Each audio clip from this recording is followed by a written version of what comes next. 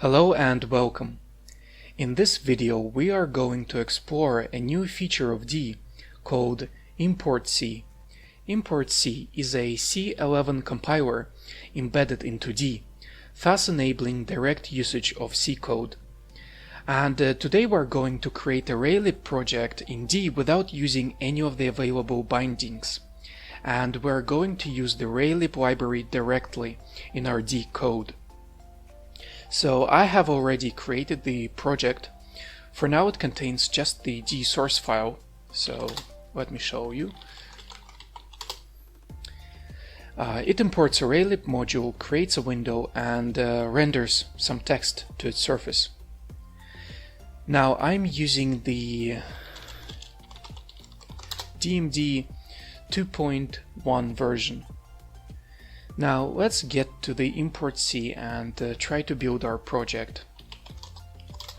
So the first thing we need to do is to create a raylib.c file. So let me do that.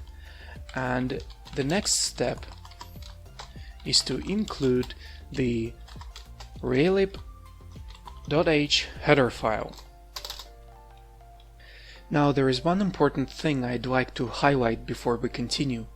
importC does not have a preprocessor, so all of the macros and defines that we usually use in C won't be available in D. Therefore, we need to convert those function macros or defines into functions or global variables, so they will be available in D. For example, Raylib uses defines to define basic set of colors. And to use those in our project, we are going to create some global variables. So const color black is black.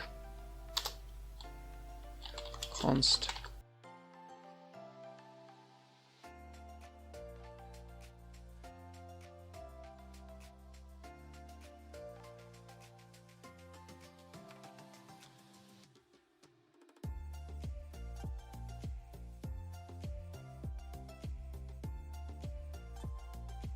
That's it. I think that's enough, so I will save and exit. Now we have two files, so the main.d file and the raylib.c file.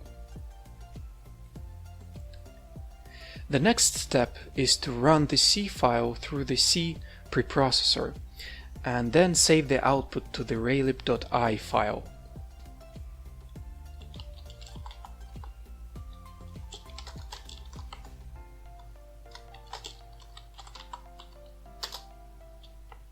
That's it, we're done.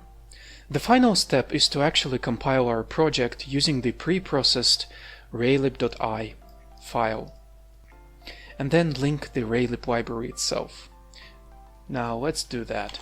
So I'm using DMD main.d, and then we need to provide the raylib.i file, the preprocessed file, and then we need to link with the Raylib library as well. We're using the dark brown color, but we did not create it.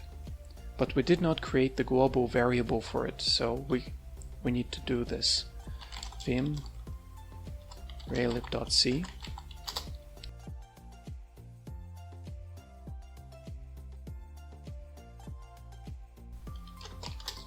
and then run through the preprocessor again and compile. That's it, now we have the output and we can run it. Yeah, here it is. It works. So what we're doing is we're using Raylib library directly without any bindings. This is amazing. Alright, that's it for today.